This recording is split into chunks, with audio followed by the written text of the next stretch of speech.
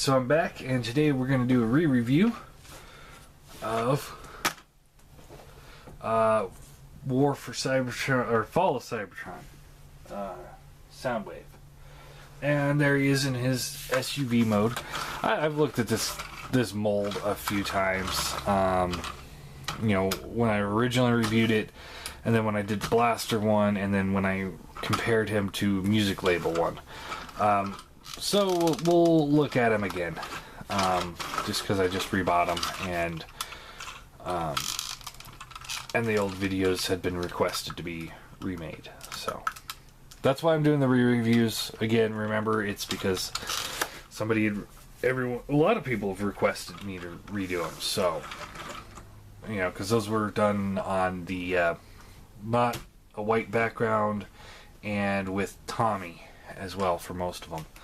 So, but we're doing them without. Anyway, so here is Soundwave in his SUV mode. It's Cybertron SUV mode. It's meh. I'm not a huge fan of it. I mean, it works. You know, you can see it rolls. I mean, it's not terrible, I guess, but it's not what I would prefer in a Soundwave figure. I much prefer the cassette player. But the Music Label one's too small for the scale I'm building now, and the Masterpiece one is too big. So, Voyager Soundwave, it is. Yeah, and to transform him, we'll just roll right into it. You take this piece and you fold it up. Just gonna get this out of the way. Take the legs, fold them down. Rotate the waist piece forward. Locks into place. Flip the foot forward. Flip the foot forward. And you rotate this piece all the way around. Like so. Take this arm here. And just want to rotate it up. It's on a double hinge in there, so it just kind of accordions up. This wheel come around to the side. Flip this piece onto the back of the arm. Flip forward the hand. Do the same thing over here.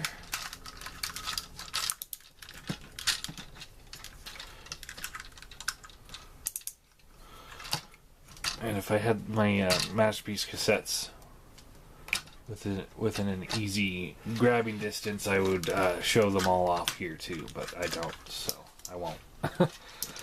Seriously, they're in storage right now because I still haven't unpacked, because I might be actually moving again.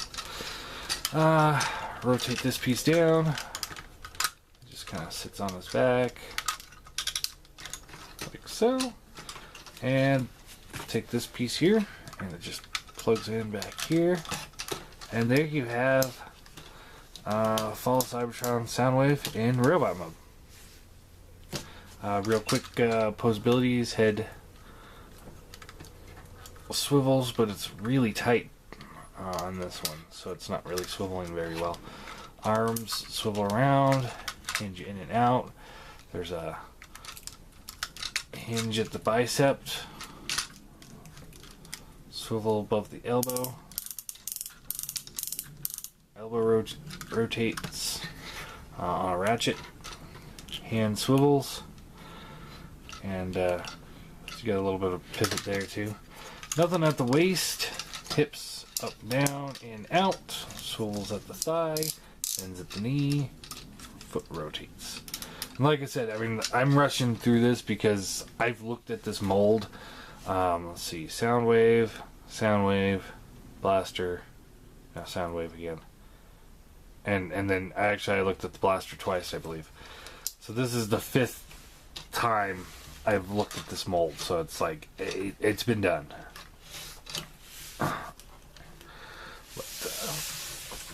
So yeah, there is the Soundwave. He does come with a data disk.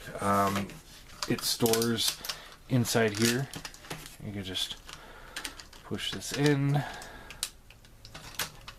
Like so. Lock that up. and then this piece will just kind of come forward. If you want to deploy it, you push this out and push on the back. This is a gimmick that really did not work. It's supposed to fly out. There's a little button on the bottom. It's supposed to hit the button.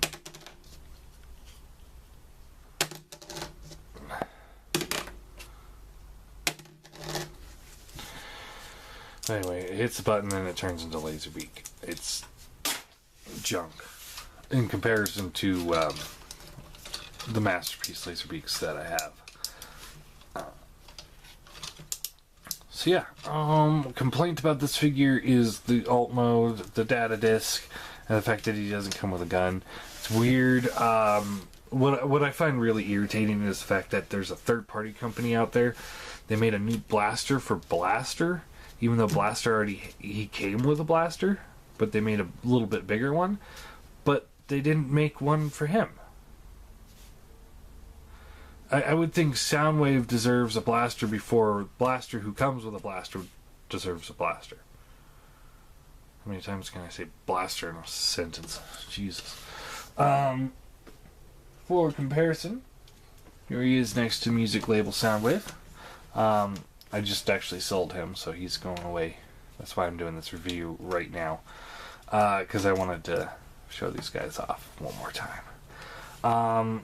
And, you know, I still have to say music label Soundwave is infinitely superior to Fall Cybertron Soundwave. I do think Fall Cybertron Soundwave is not as good as music label. Fall Cybertron is a good Soundwave. He's not bad by any means, but music label just looks better. If somebody were to upscale that figure and gut it so it didn't have the electronics, then it would be much better. For comparison, and I believe I gave him an 8 out of 10 before, and I'll be sticking with that. I mean, I think he's, like I said, he's a good Soundwave. He's not great, but he's good. Here he is next to the Seeker. He comes up to about right about here, so that's good scale there. Here he is next to Dirge. Again, Dirge is hanging out because he's crippled. He's crippled. He can't make it back to the box. Eventually, I get it fixed, and then he'll be retired from the reviews, and he'll be sitting in there, and Starscream will make his way back. Here he is next to Megatron. And here he is next to Energon Shock Blast. The new Shockwave. So you can see how the 4 big ones for the Decepticons stack up together. And I'm really liking this. They're all just about the same height as each other. The Seekers, I do need to find some Starscream. The cone head is throwing it off a little bit. Let's see here.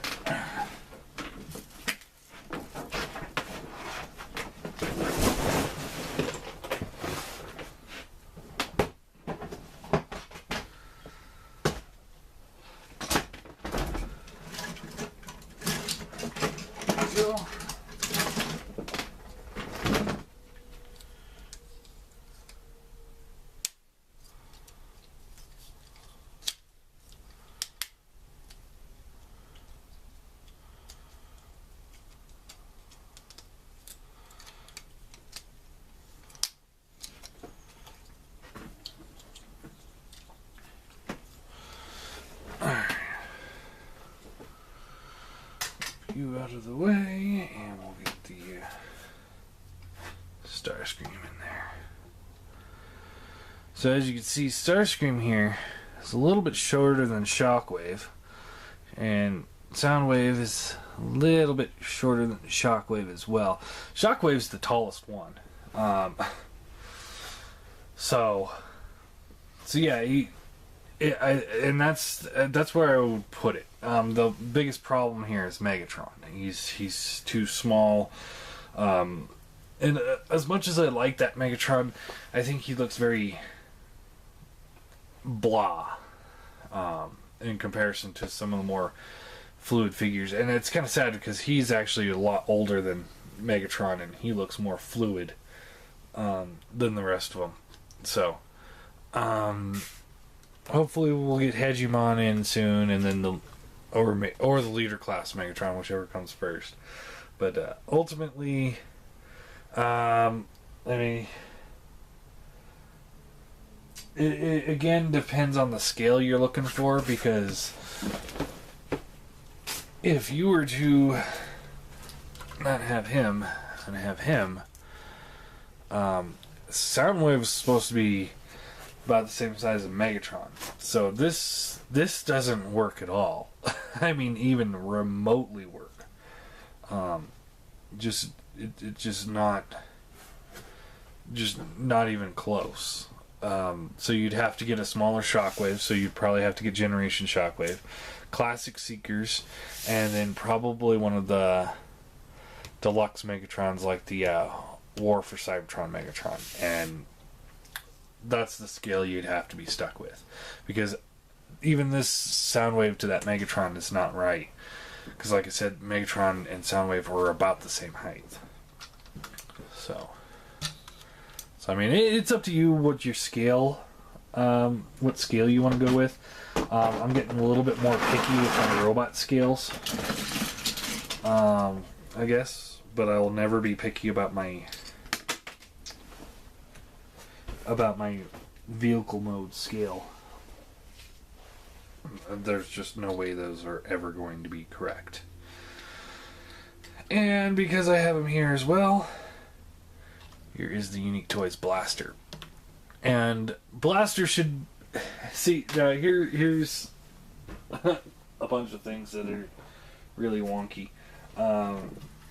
Blaster in G1 was, cartoon-wise, was about the same size as Soundwave. Same size as Soundwave. Toy-wise, he was massive in comparison to Soundwave. And, so, I mean, it's like, and in real life, Soundwave was a micro cassette, and Blaster was an actual cassette player. And he was a boombox. So, there is no scale there. I mean, there's no way that both the robots will look about the same. So having my Soundwave about half a head taller than my Blaster, I'm okay with that, as opposed to my Soundwave coming up to Blaster being a head shorter than Blaster. I'm okay with that. I always think the Decepticon, one of the things that I thought Animated got right was that the Decepticons were bigger than the Autobots. That made sense when you thought about the fact that there are less Decepticons than there are Autobots. They're bigger and they're war machines, as opposed to Autobots, which are not war machines and smaller. But there's more of them. So for me, that makes more sense. I like that idea. Animated did that right, really right. So yeah, there is my new Soundwave with my new Shockwave and my new Starscream, and we just need a new Megatron, and then we're good. You will be golden. Oh, and I got these guys here as well. Let me just grab...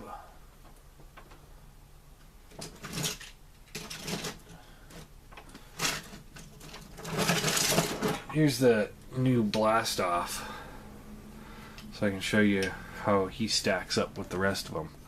And as you can see, he's a head shorter than any of the Soundwaves, Shockwave, Megatron. So he's still scaling pretty good. I stick with the These guys should be shorter than the leaders.